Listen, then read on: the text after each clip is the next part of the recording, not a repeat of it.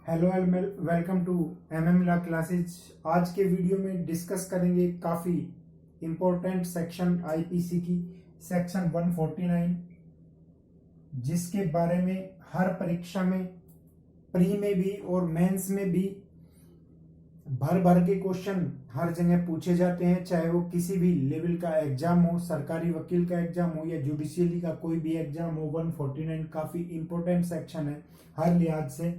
ये section chapter 8 IPC के chapter 8 के अंदर है, जो लोक प्रशांति के विरुद्ध अपराध हैं वो इसमें चैप्टर में दिए गए हैं। और इस चैप्टर में 141 से लेकर 160 तक सेक्शन आती है। सेक्शन 149 बताती है सामान्य उद्देश्य के बारे में, कॉमन ऑब्जेक्ट, जो काफी मिलता जुलता है सेक्शन 34 से, काफी मिलता जुलता है सेक्शन 34 से। काफी बार ये भी क्वेश्चन पूछा गया है कि सेक्शन 34 कॉमन इंटेंशन और कॉमन ऑब्जेक्ट में क्या डिफरेंस है। तो आज हम इसी के ऊपर डिस्कस करेंगे, ये सेक्शन क्या कहती है और किस तरह से ये अलग है सेक्शन 34 से।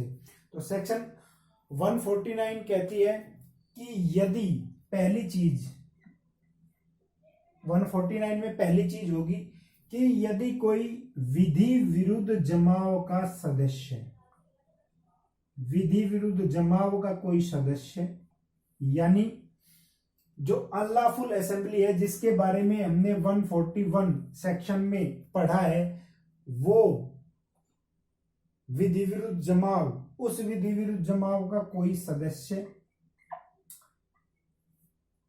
उस जमाव के सामान्य उद्देश्य को अग्रसर करने के लिए, सामान्य उद्देश्य को अग्रसर करने के लिए कोई अपराध करता है, कोई भी सदस्य सामान्य उद्देश्य को अग्रसर करने के लिए कोई अपराध करता है जिसका किया जाना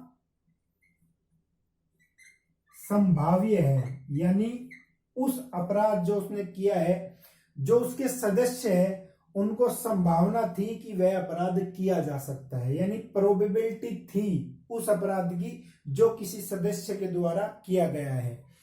तो उस अपराध के लिए जो सदस्य ने किया है वे सभी दोषी होंगे जो भी विधि विरुद्ध जमाव के सदस्य होंगे। ठीक है, सभी दोषी होंगे उस अपराध के जो सामान्य उद्देश्य को अग्रसर करने के लिए किसी सदस्य के द्वारा किया गया है। ठीक है, तो ये तीन चीज है। सबसे पहली विधि विरुद्ध जमाव का सदस्य, उसके द्वारा उस जमाव के सामान्य उद्देश्य को अग्रसर करने के लिए यदि कोई अपराध किया जाता है जिसके बारे में उन सभी सदस्य को संभावना थी कि वह अपराध किया जा सकता है, उनको जानकारी थी कि प्रोबेबिलिटी ये हो सकती है कि वह अपराध हो सकता है, तो सभी उसके लिए दोषी होंगे।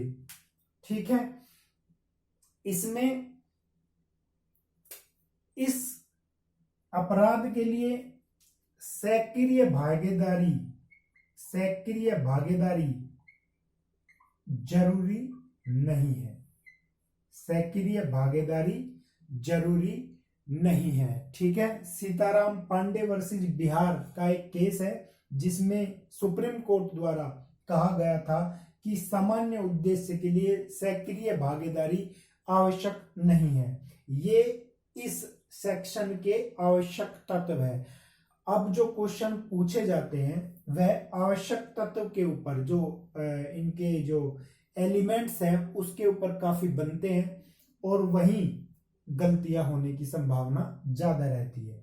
ठीक है, तो ये चार जो एलिमेंट्स हैं, विधि विरुद्ध जमाव का सदस्य, अग्रसर करने के लिए कोई अपराध, संभावना और ये भागीदारी, ये इसके चार जो महत्वपूर्ण तत्व है वे हैं। इनको आप नोट करके आपको याद करना चाहिए, और यदि ये याद आपके रहेंगे तो इस सेक्शन से कोई भी क्वेश्चन गलत होने की संभावना नहीं है। ठीक है। सेक्शन 34 से किस प्रकार ये सेक्शन अलग है? सेक्शन 34 से पहली बात तो ये है, उसमें 2 या 2 से ज्यादा व्यक्ति थे, और इसमें जो है व्यक्तियों की कम से कम संख्या 5 होनी चाहिए। ठीक है। दूसरी चीज ये है कि जो सेक्शन 34 है, जो कॉमन इंटेंशन है, वो किसी भी अपराध के लिए हो सकती है, किसी भी अपराध के लिए कॉमन इंटेंशन हो सकती है, लेकिन 149 जो सामान्य उद्देश्य है, वह अपराध केवल 141 वाले ही होंगे। ठीक है। 141 में जो अपराध उसमें दिए गए हैं, जो 5 पॉइंट, यदि उनमें से कोई अपराध होता है तो ही 149 जो है वहां लागू होगी। जो एक अगला महत्वपूर्ण, जो सबसे ज्यादा महत्वपूर्ण जो इसमें अंतर है, वो है मन का पहले से मिलन, यानी पहले से प्लानिंग, प्री प्लानिंग, मस्तिष्क का पूर्व मिलन। इसमें 34 में वह शामिल है, लेकिन 149 में मस्तिष्क का पूर्व मिलन या कोई पहले बनाई हुई योजना नहीं है। ठीक है। ये सबसे ज्यादा महत्वपूर्ण जो अंतर है वो यह है योजना का। अब एक एग्जाम्पल के द्वारा देख लेते हैं कि 149 कब होगी और ये 34 कहां होगी।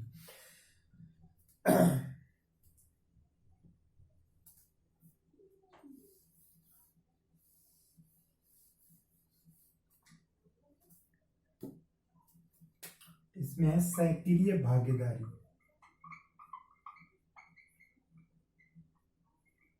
आवश्यक नहीं है।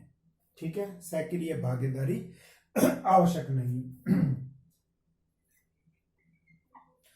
इनका एक एग्जांपल लेते हैं कि मान लीजिए अभी जो हाल ही में कोरोना जो वायरस चला हुआ है, उसका हम एग्जांपल लेते हैं कि मान लीजिए किसी एरिया में कोई गांव है जिसमें डीएम साहब कुछ पुलिस वालों के साथ आते हैं, मुनादी कराने के लिए आते हैं कि जो बाहर से मजदूर गांव में आए हैं। ठीक है। जो गांव में आए हैं, तो यहां वे गांव में मुनादी करवाना चाहते हैं कि वह मजदूर विदाउट क्वारंटाइन में वक्त बिताए, यानी 14 दिन अलग रहे बिना उनको घरों में एंट्री नहीं दी जाएगी। ठीक है। ये मुनादी करवाते हैं पूरे गांव में। लेकिन यहां कुछ व्यक्ति, 5-6 व्यक्ति प्लानिंग करते हैं कि आज डीएम साहब यहां मुनादी कराने आएंगे, इसलिए कि हमारे जो भाई बंधु है, जो बाहर से मजदूर आने वाले हैं, उनकी मुनादी करवा रहे हैं कि गांव में परिवार के साथ न रहे, और कोई स्पेशल कोई जगह, कोई स्कूल या कोई भी धर्मशाला वगैरह, उसमें वह 14 दिन तक रखे जाएंगे। उसके बाद उनको टेस्ट के बाद घर भिजवाया जाएगा। तो इस तरह वे जो आदमी है, वे प्लानिंग करते हैं, 5-6 यानी 5 से ज्यादा ही है, वे प्लानिंग करते हैं और रास्ते पर बैठ जाते हैं उनका विरोध करने के लिए, उन्हें वापस जाने के कहने के लिए। तो इस तरह जब डीएम आते हैं तो यहां सेक्शन 149 होगी या 34 होगी। ये उन्होंने पहले से प्लानिंग की हुई है। ठीक है। और इसमें जो 141 है, उसमें जो फर्स्ट पॉइंट है वो ये भी है कि भारत सरकार के विरुद्ध या राज्य सरकार के विरुद्ध या संसद या विधानमंडल जो राज्य की होगी उनके विरुद्ध, या कोई पब्लिक सर्वेंट है वह अपनी ड्यूटी कर रहा है, तो उसके विरुद्ध यदि कोई जमाव होगा तो वह विधि विरुद्ध माना जाएगा, और वह जाकर वहां क्या करते हैं, बैठ जाते हैं। तो क्या वो विधि जमाव होगा, यानी 149 का होगा? नहीं होगा, क्योंकि उन्होंने पहले इसकी योजना बना ली थी। योजना बनाकर ही वे वहां जाकर बैठते हैं कि आज हम घुसने नहीं देंगे। ठीक है। तो ये सेक्शन 34 होगा। लेकिन लेकिन यदि वह योजना नहीं बनाते हैं और डीएम आकर जो है मुनादी करने लगते हैं, अनाउंसमेंट करने लगते हैं कि ये मजदूर जो है यहाँ आप इन्हें अपने घरों में मत रखिए, इनको जो है उस स्कूल में रखिए, वहां 14 दिन के लिए इनका इलाज होगा और टेस्ट होने के बाद ही ये आपके घर में एंट्री करेंगे। तो वहां आदमी घरों से निकल निकल कर इकट्ठा होते हैं और इकट्ठा होने के बाद उनका विरोध करने लगते हैं, उन्हें भेजने लगते हैं वापस। ठीक है, तो जब उनको वे वापस भेजने लगते हैं तो वहां उनका जो आशय है सबका अलग, सब उद्देश्य जो है एक ही है, उनको वापस भेजना। लेकिन क्या वहां कोई प्री मीटिंग उनकी हुई है या कोई योजना बनी है? नहीं बनी है। तो यहां सेक्शन 149 होगी। ठीक है, जब उनकी संख्या 5 से ज्यादा हो जाएगी और वे विरोध करेंगे। ठीक है, तो ऐसे विरोध करते हुए यदि कोई उस जमाव का सदस्य किसी पुलिस वाले को धक्का देकर और वापसी जाने के एवज में या उन पर पथराव करते हैं, इस तरह की चीजें करते हैं, तो संभावना थी, वहां प्रोबेबिलिटी थी कि ऐसा अपराध हो सकता है। तो उस अपराध में जितने भी वहां सदस्य होंगे उस अनलॉफुल असेंबली के, उन सभी को अपराध के लिए दोषी माना जाएगा, जो भी वे अपराध करेंगे। ये सेक्शन 141 है, 149 सॉरी।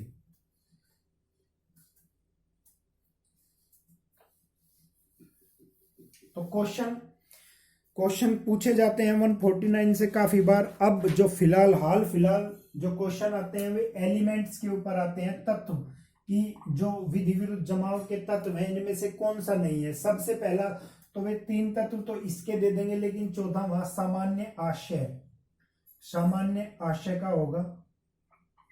ठीक है, तो सामान्य आशय इसमें कहीं एलिमेंट में नहीं है। सबसे पहली चीज तो ये, या दूसरा ज्यादातर दिया जाता है सक्रिय भागीदारी।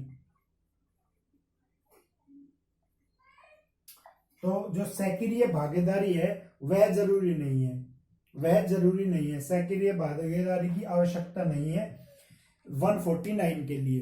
तो ये जो है इस तरह के क्वेश्चन पूछे जाते हैं तत्व के ऊपर, या फिर कथन बनाकर 1 2 3 4 इसमें दे देंगे उनके लिए कौन कौन सी जो है आवश्यकता तो है। ठीक है, संभावना, इस तरह के तत्व बना के, और यहाँ ए दे देंगे कि 1 2 3 या 1 and 2 इस तरह। तो सामान्य आशय और सक्रिय भागीदारी आपको याद रखना है कि ये जो है तत्व जो है 149 के नहीं है।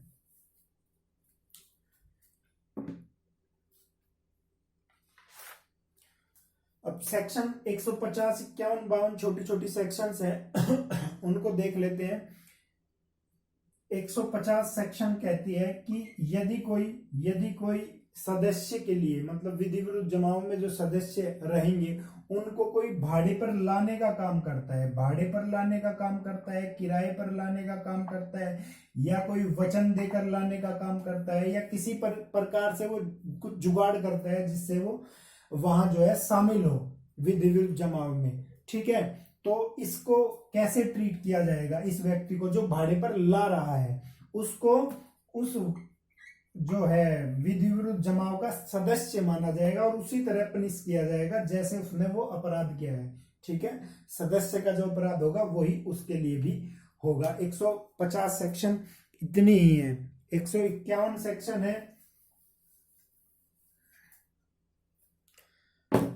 151 सेक्शन है कि यदि कोई जमाव है और उसको जो है हट जाने का आदेश दिया जा चुका है, यानी उसको तितर बितर करने का आदेश दिया जा चुका है, उसको कह दिया गया है कि आप यहां से अलग हट जाओ। जैसे कि जब डीएम साहब का जो एग्जाम्पल हमने अभी लिया था, उस गांव में 6 आदमी बैठे हुए हैं और उनको ये महसूस होता है कि भाई इनको जो है यहाँ ये कुछ जो है ऑफेंस क्रिएट कर सकते हैं, तो वह उनको आदेश देते हैं कि यहां से तितर बितर हो जाओ, लेकिन फिर भी वे जमाव में बने रहते हैं। तो इस प्रकार के अपराध में 6 महीने की सजा, फाइन या दोनों दिए जा सकते हैं। ठीक है, और ये जो 145 भी ऐसी ही सेक्शन है कि जमाव को तितर बितर होने का, लेकिन मुख्य जो अंतर है, जो मेन डिफरेंस इसमें है, वहां वो विधि विरुद्ध जमाव है, यहाँ विधि विरुद्ध जमाव नहीं है। ऐसा जमाव है जिससे शांति भंग होने का खतरा है। ठीक है, शांति भंग होने की संभावना है, ऐसा ये जमाव है 151 में। और वहां जो है अनलॉफुल असेंबली के लिए है जो 145 है। 141 उसके लिए है जो जिससे शांति भंग होने का खतरा है। 152 लेते हैं। 152 कि जब कोई पब्लिक जो सर्वेंट है, जैसे डीएम के साथ जो है 5 पुलिस वाले भी थे, 4-5, तो उन पर जब पुलिस वाले उस जो दबाव है उनको कहते हैं कि भाई तुम यहां से हट जाओ, ये सब चीजें करते हैं, यानी अपनी वो ड्यूटी परफॉर्म कर रहा है उस बलवे को दबाने के लिए। तो बलवे को दबाने के लिए जब कोई पुलिसमैन या कोई पब्लिक सर्वेंट कार्य करता है तो उस पब्लिक सर्वेंट पर हमला करना, ठीक है, या हमले का प्रयत्न करना, ठीक है, या हमले की धमकी देना, या आपराधिक बल का इस्तेमाल करना, या उसके जो है शो करना आपराधिक बल को और उसका प्रयत्न करना। तो इस तरह की जब चीजें कोई करता है तो उस आदमी को जो पनिशमेंट है वो दिया जाएगा 3 साल की सजा, जुर्माना या दोनों। ये सेक्शन 152 है। तो सेक्शन 149 से ज्यादा क्वेश्चन पूछे जाते हैं। 152 जो है ये भी कई बार एग्जाम में पूछ लिया जाता है कि पुलिस बलवे को दबाते हुए जो लोक सेवक है उसको जो पनिशमेंट है कौन सी धारा में दी गई है। ठीक है, तो मुझे लगता है आप सामान्य उद्देश्य कॉमन ऑब्जेक्ट यहाँ मैंने अच्छी तरह से एक्सप्लेन कर दिया होगा। यदि कोई गलती इसमें रह गई है या कुछ और चीजें सुधारने की जरूरत है तो जरूर आप कमेंट बॉक्स में मुझे बताएं। Thank you very much. मेरे चैनल को सब्सक्राइब करें और इस वीडियो को लाइक करें। Thank you very much.